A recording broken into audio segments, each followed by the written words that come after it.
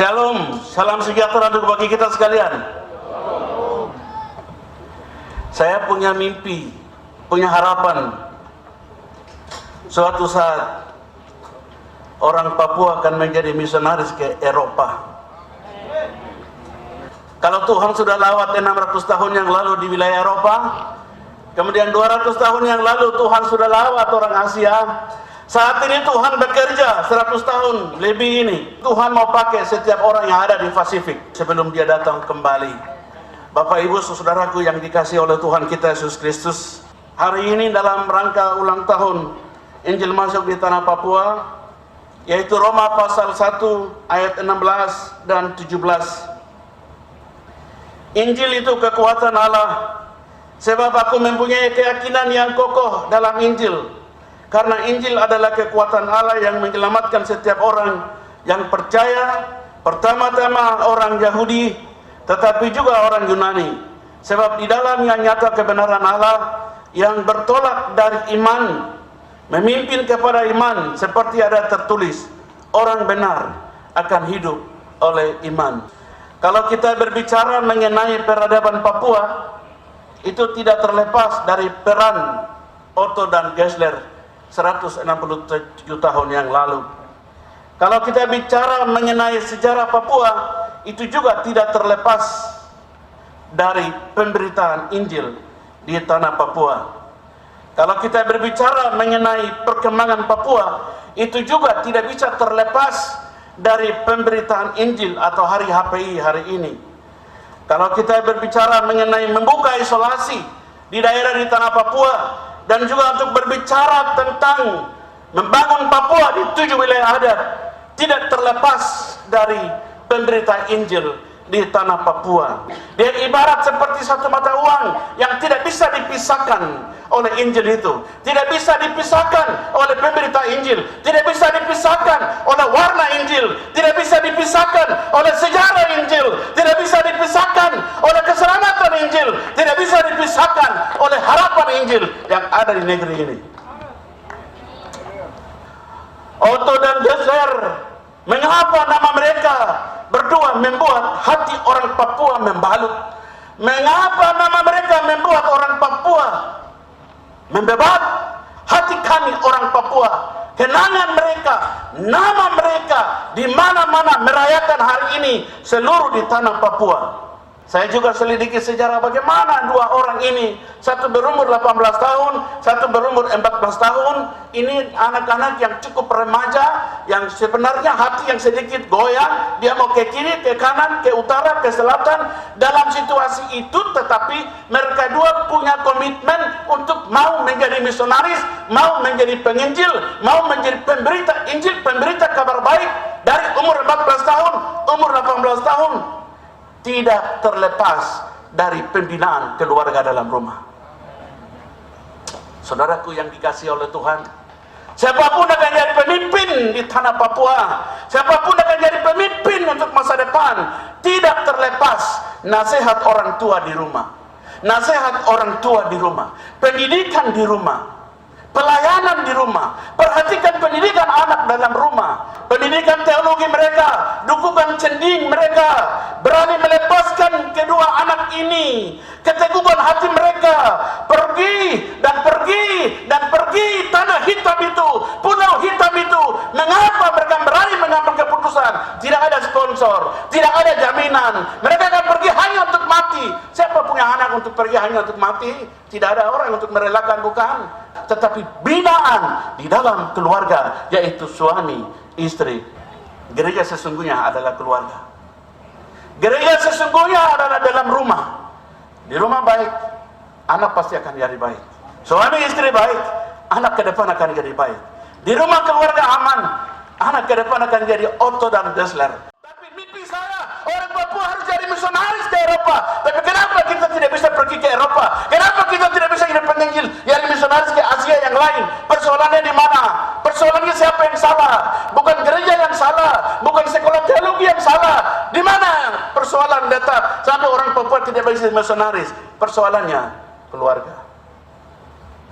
Otto dan Geisler, mereka tiba tanggal 7 Oktober 18 52 film yang baru saja kita saksikan. Mereka injak di tanah, yaitu di Batavia yang disebut sekarang Jakarta. Walaupun kedua hamba Tuhan sudah tiba, tetapi hampir 2 tahun lebih berputar-putar Batavia, ya tertahan lagi di Ternate dan lain sebagainya, karena ada alasan. Pertama adalah tidak ada izin untuk mereka bisa masuk di Pulau Negunia ini atau pulau di Papua ini. Sampai di Ternate, jangan pergi di tanah Papua, karena di Papua itu wilayah hitam. Karena Papua itu wilayah iblis. Karena wilayah itu wilayah konflik, sampai hari ini konflik. Kata-kata itu datang di telinga Otto dan Gessler. Namun Otto dan Gessler melihat, membuka Alkitab, mereka melihat, yaitu Matius 28 ayat 20. Di sana katakan, walaupun negeri itu hitam, walaupun negeri itu konflik, walaupun negeri itu ada ancaman, tapi mereka selalu lihat Alkitab. Di situ kata firman Tuhan yang tertulis, aku akan menyertai engkau sampai di tanah itu. Aku akan menyertai engkau sampai di tanah itu. Yang saya rasakan, yang saya lihat, mengamati 160 tahun ini, kehidupan kesaksian kita di tanah Papua, itu ada beberapa tipe. Tipe yang pertama itu tipe kekristenan kura-kura. Jadi tipe kekristenan kura-kura itu Kristen yang timbul tenggelam. Kadang-kadang dia bersembunyi di balik itu yang Bapak tahu itu. Jadi kalau dia sudah punya kedudukan di sini, dia sudah punya jabatan di sini, dia sudah oke di sini, dia semua sembunyi di situ. Jadi dia sembunyi, tidak mau masuk gereja, tidak mau berdoa, dia sembunyi di situ sampai jabatannya selesai, baru nanti kura-kura itu akan muncul di gereja.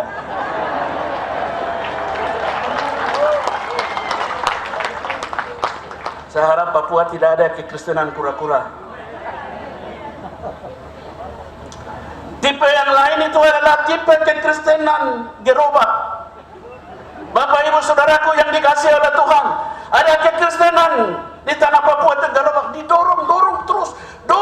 Bapak di gereja, ibu tuh setengah mati, istri setengah mati. Pak ke gereja, Pak berdoa, Pak, mama saja ke gereja sudah. Anak-anak saya ke gereja. Jadi ibu ini dorong kayak bapakmu itu, suamimu itu kayak gerobak. Itu kekristenan gerobak. Dorong, suruh doa juga tidak bisa, suruh masuk gereja juga tidak bisa, baca Alkitab juga tidak bisa. Maunya apa? Kalau memang kau tidak mengerti tentang daerah ini dijamah oleh Injil, lebih baik dia pindah ke pulau yang lain. Ya, pulau lain. Karena ini daerahnya lain. Ya. Ada juga yang tipe kekristenan kapal layar yang tadi kita lewat. Kapal layar itu ada angin baru bergerak, maju bergerak, ada angin baru punya, dia bisa bergerak. Kalau tidak ada angin, dia tenang saja di situ. Ada kekristenan orang Kristen ini, ada uang baru bergerak, ada uang baru bergerak, ada uang baru memuji Tuhan, haleluya di mana-mana, bersaksi di mana-mana. Tidak ada uang, diam.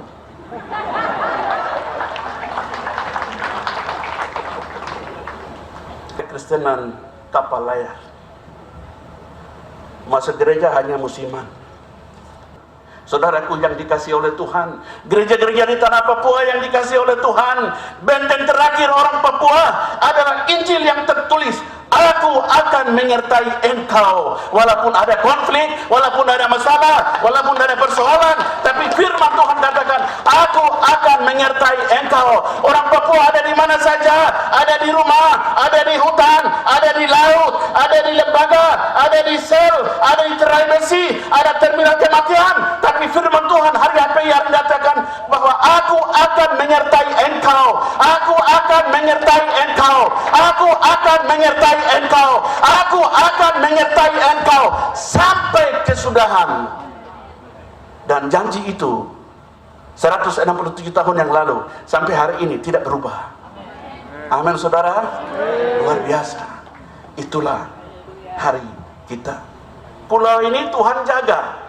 Sejak tanggal 5 Februari 1855, kedua hamba Tuhan injak di tanah, mereka berdoa. Doa yang pertama, doa yang sulung, atau mereka membuat satu MU dengan negeri ini, tanah ini, untuk kepada Tuhan, yaitu mereka katakan, dengan nama Tuhan, kami menginjakkan kaki ini, kaki di tanah ini, titik. Bukan koma lagi itu. Siapa yang bilang ada koma? Haleluya. Titik.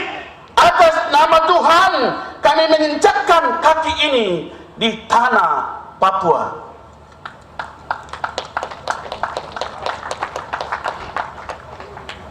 Makanya Papua sudah 58 tahun mau bangun juga pakai nama ini, nama itu, konflik terus karena kamu tidak pakai nama yang tadi itu. Begitu ya Pak Ketua DPR, Pak Gubernur. Saya juga pikir-pikir, ini orang, ini bapak-bapak ini, kenapa tidak bikin undang-undang untuk bangsa ini? Jangan ibadah hanya satu hari saja begini. Ini hari bersejarah untuk orang Papua. Kasih libur 1 minggu. KKR, Papua Barat. Doa puasa, doa, KKR, KKR. Semua aktivitas tutup. Karena ini jantungnya hati orang Papua. Jantungnya. Pemulihan Papua ada di sini. Momen yang terpenting ada di sini. Bapak Ibu Saudaraku yang dikasihi oleh Tuhan. Saya lihat orang-orang Yahudi itu luar biasa. Setiap bulan Oktober namanya Pondok Daun, mereka semua ke Yerusalem. Orang Yahudi yang ada di Amerika, di Inggris, di Belanda, di mana saja, di Singapura, semua menuju ke Yerusalem. Lalu bawa istri anak-anak mereka ke padang pasir. Mereka tidak pakai tenda yang pakai kain, tapi mereka pakai tenda-tenda yang pondok-pondok. Jadi mereka tidur di situ 1 minggu. Anak-anak mereka mengajarkan bagaimana penderitaan 40 tahun di bawah Firaun keluar masuk ke tanah Kanaan. Mengingatkan tiap hari, 1 minggu mengingatkan mereka, kau tinggal di hotel enak, kau makan di mana enak, kau hidup enak, punya kendaraan, punya pekerjaan, sukses. Tapi kau lihat ini, tidur di pasir ini, tidur di padang belantara ini, padang gurun ini. Setiap tahun ingatkan mereka, bangsa itu, ingatkan mereka. Mereka berdiri kuat karena mereka menghargai hari Pondok Daun. Orang Papua punya hari Pondok Daun hari ini. Hari Injil masuk tanah Papua yang membebaskan saya dan saudara. Hari Pondok Daun, hari Injil masuk, hari yang membuat harus kita bahagia. Saudaraku yang dikasihi oleh Tuhan kita Yesus Kristus, watak dan kehidupan kami orang Papua hanya bisa dengan kekuatan Tuhan, kekuatan Injil, bukan kekuatan uang, bukan kekuatan otsus, bukan kekuatan pembenaran, tetapi kekuatan Injil Kristus, kekuatan Injil Kristus yang membuat kita damai. Di tengah-tengah global, di tengah-tengah badai di tanah Papua, bagaimana mungkin kami orang Papua menyanyikan lagu-lagu Tuhan pada perayaan HPI untuk tahun 2022 ini, sementara kami diusir dan tinggal di hutan? Bagaimana kami mau menyanyikan Hosana dan Haleluya di negeri ini, sementara kami meninggal di hutan? Bagaimana kami mau ingin menyembah Tuhan yang Allah yang menyelamatkan kami di negeri ini, sementara kami punya anak-anak lahir di hutan? Kami seperti bangsa Israel yang dibuang dan meratap seperti sungai Babylon. Setelah 7 tahun Otto dan Gessler, kemudian setelah 7 tahun Otto jatuh sakit, dia kena malaria. Saudaraku yang dikasihi oleh Tuhan, tidak ada satu orang pun yang dibaptis, sejarah yang tadi kita sudah dengarkan lewat video tadi. Tidak ada hasil yang dia kerjakan, sementara malaria menggigil dan menggigil. Tidak ada orang yang dibaptis. Dia stres sambil tidur menggigil malaria, dan dia menulis, semoga kelak di surga saya jumpa dengan orang hitam keriting. Bapak Ibu Saudaraku yang dikasihi oleh Tuhan kita Yesus Kristus, itulah sejarah. Hari ini berbahagia untuk buat kita. Selamat berulang tahun.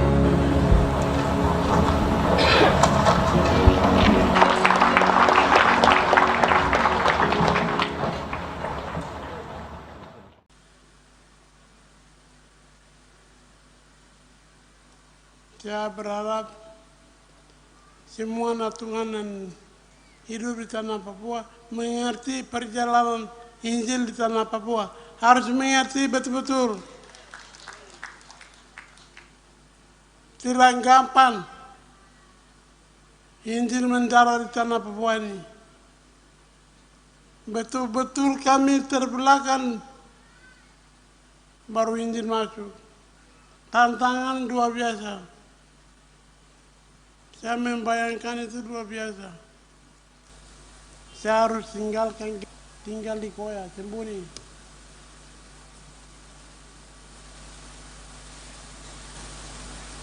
Gedung negara luar biasa kita bangun tapi tidak menikmati.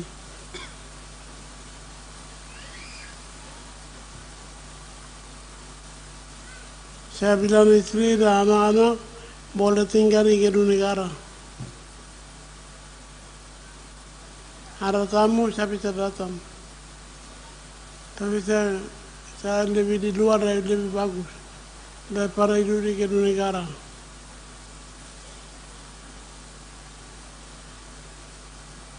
Jadi, tapi hebatnya Tuhan mau saya harus hidup. Ya. Sejak sakit tangan sebelah ini tidak pernah sakit. Ini sakit. Cacat tanda tangan. Itu hebatnya. Saya sakit di sini, ini hidup ini. Iya, tangannya bagus. Bisa tanda tangan. Tangan kanan saya bagus. Semua surat mereka bawa saya tanda tangan. Tuhan mau saya tidak boleh mati. Iya. Terima kasih Tuhan, Engkau baik. Saat itu saya menangis terus. Ada korang menyanyi saya bisa menangis terus.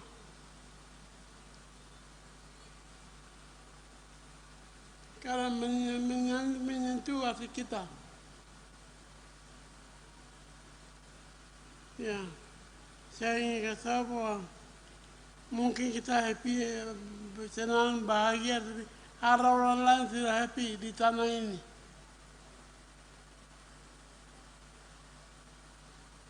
Mungkin ada menangis, bersedih karena anaknya meninggal karena hidup di hutan.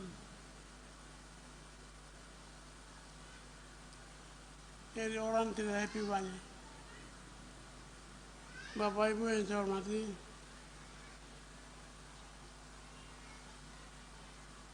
setelah 197 tahun Injil masuk di Papua.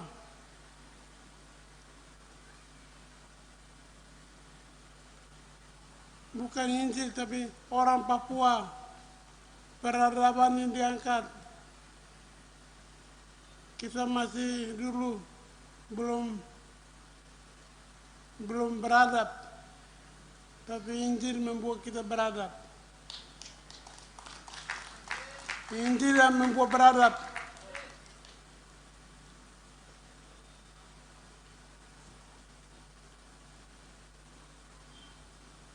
Pemerintah tidak pernah injak di negeri Papua ini dari dulu.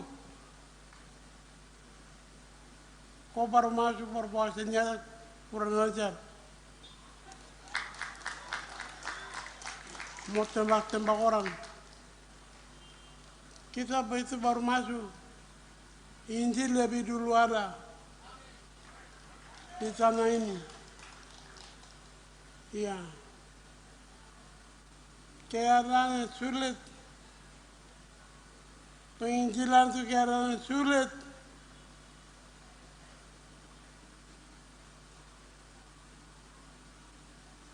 Ya. Malam hari ini hati kita terbuka di hadapan-Mu ya Tuhan. Tuhan dengarkan doa kami. Kami bersyukur Yesus. Bapak Ibu jemaat sekalian, Kalau malam hari ini ada satu pribadi yang pantas untuk terima semua kehormatan, itu coba Yesus. Tidak ada lain. Karena tanpa Yesus Papua tidak bisa seperti begini. 2000 tahun lebih dari halaman Pilatus dia pikul salib itu. Itu adalah dosa dunia ini, dan di atas salib itu ada dosa semua orang Papua. Sebelum Papua ada, Yesus sudah mengampuni dosa. Hanya ada satu nama yang paling berarti dalam kehidupan orang Papua, yaitu nama Yesus.